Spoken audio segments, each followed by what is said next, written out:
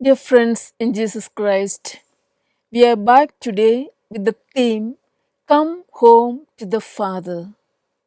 The parable of the prodigal son shows how God welcomes us all with an unconditional love.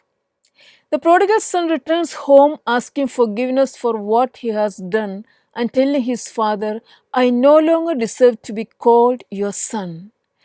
We see the son making a U turn. An attempt of expectation, hope, and humble submission.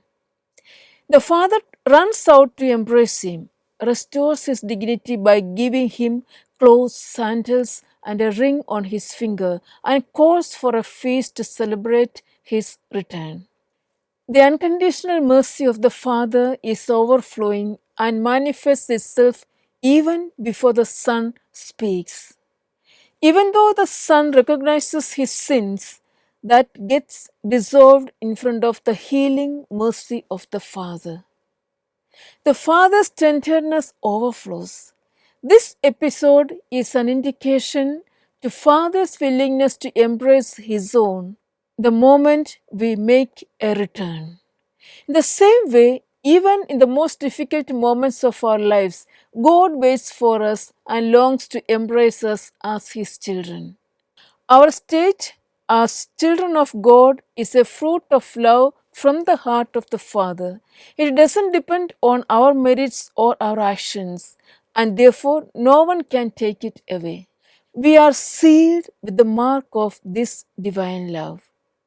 This parable teaches us to never despair.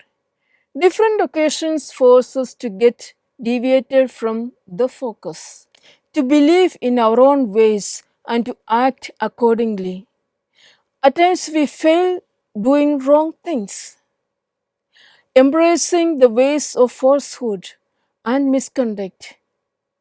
There are lives of prisoners who are cut off from their families, living in despair, looking for the day liberation. Those of us who make poor choices and get into irreparable troubles, finding no ways to get back to the old ways. No matter what situation life brings, the message Abba Father brings home to each of us is that we will never cease being children of God.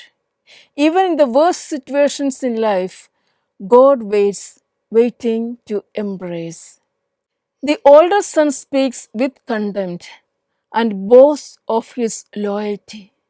The second son opts out for a selfish life. And the father's suffering in this passage is like the suffering of God and of Jesus when we distance ourselves.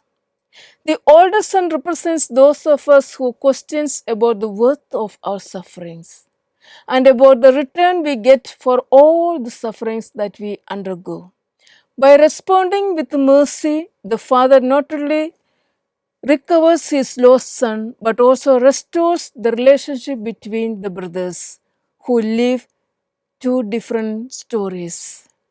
Each son is given the freedom to decide here, to either unite themselves to the joy of the father or to refuse. The parable ends leaving us in suspense because we don't know what the older son has decided. This gospel passage calls all of us to enter the house of the Father and participate in his joy, in the feast of mercy and brotherhood. The story of the prodigal son shows us that it is time to return to the Father. It is a reminder that we have fallen down and it is time again to be picked up by the Father, for it is the Father's forgiveness that always sets us back on our feet. May we have the grace to fall back to the endless grace of God, regardless of the distance we have created. May no worldly possessions deviate our focus from this love. Amen.